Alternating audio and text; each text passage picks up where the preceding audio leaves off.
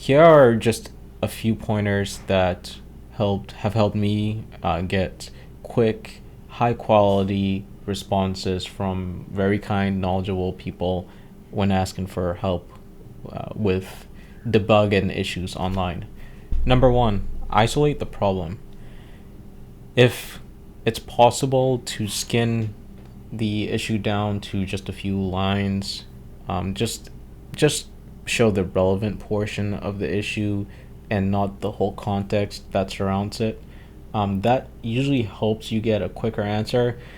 The more stuff, the more text there is, I think the less likely people are to jump in on an issue. A few months ago, I was working on a website, adding a new website feature that would convert Amazon product URLs to affiliate link URLs for that product. And I I ran into this bug I could not figure out for several hours. And when I finally decided to ask for help online on Stack Overflow, I just shared just the little regular expression portion that wasn't working properly because I was sure that that's what the issue was. And I left out all the other stuff about Amazon affiliates. Tip number two follows along the same lines. You want to make a skinned down version of the original problem, removing any sensitive information, any extraneous code or text. I like to rename things. So like in the Amazon question that I asked, I renamed those like a capturing group. It allows you to store a part of a matched regular expression in a token or key.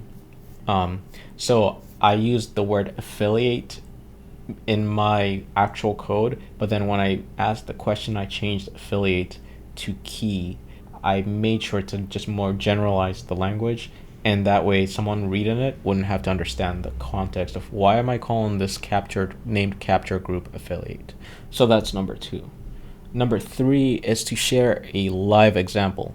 There are great resources online to stage your code. CodePen is great for like code web-based development code. You can put HTML, CSS, and JavaScript all in a browser, and then share that link with someone else, and they'll be able to see exactly what you're seeing. Hopefully, you can stage just the minimum viable question on there. There's a Python sandbox just for Python code. Maybe a Jupyter textbook makes more sense, and then you have to make sure you trust the person you're giving it access to, and all that stuff. But make an example and share it.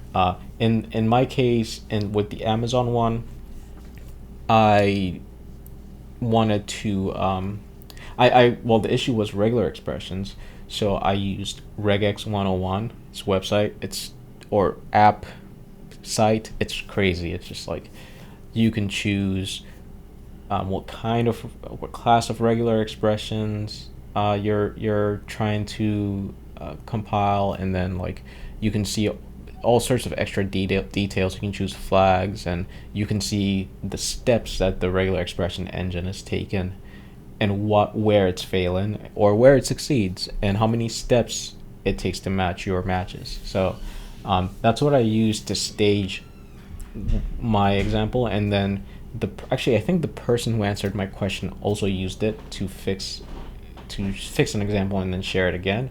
But it opens up a place where you can have dialogue that pertains more closely to the code than you could if you were just typing text in Stack Overflow. And that leads right into number 4. Find the appropriate channel site for your question. Maybe you're working on an open source tool. Maybe you want to start at the GitHub issue page for that tool. Maybe there's a forum, and perhaps maybe Stack Overflow is the best place. But yeah, maybe some places use some tools. I know FreeCAD has an IRC, Internet Relay Chat. Some places might have a Slack or Discord or what have you. So always try to find the most knowledgeable people who are most likely to help where that lives. And of course, it could end up being Stack Overflow. In my case, it often is with web development. You may have seen some articles or videos about people having negative experiences, being kind of bullied on Stack Overflow for being a noob or a beginner, and you may have direct experience with it, as I have.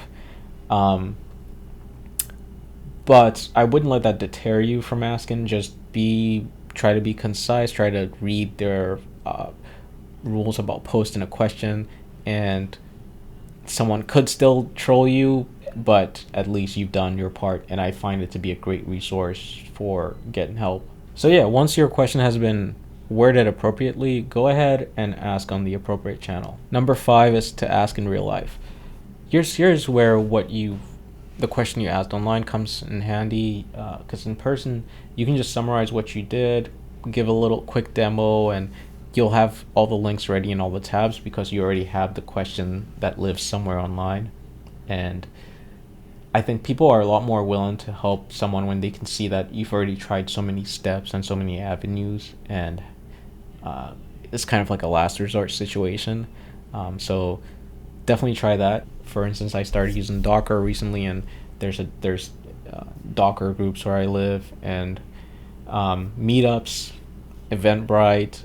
You can find people organized. I've gone to some for Drupal, for instance. When I've run into issues, I've gone to some for Python, and sometimes there's free food, and sometimes you don't get an answer to your question, but just seeing other people's side projects can just jiggle something in your brain that allows you to make that next step. Even if you don't have an issue, I would still suggest going to in-person meetups and talking with people who actually use these tools. Sometimes you'll find that there's a better way to do what you're trying to do that maybe someone online may not necessarily take the time to think about, like someone in person. I know this 5th one is kind of a cheat, but I think it ties in with that, just the original intent. So we're gonna count that. Now, of course, nowadays there's tools like ChatGPT. People just skip the whole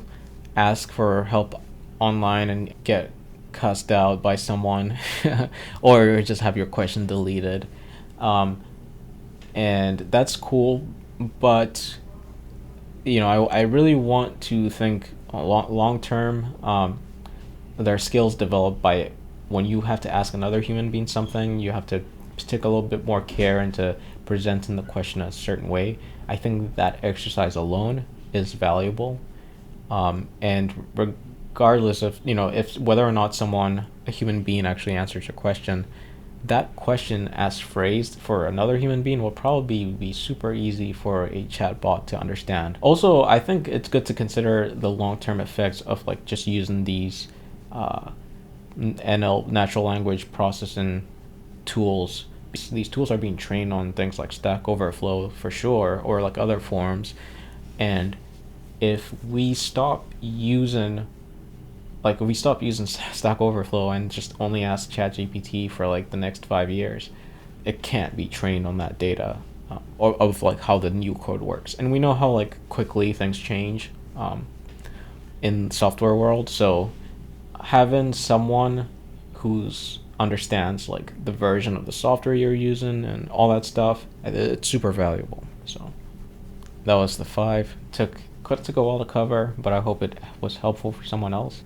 For now, we'll try not to get stuck on any bugs, fingers crossed, and see you in the next one.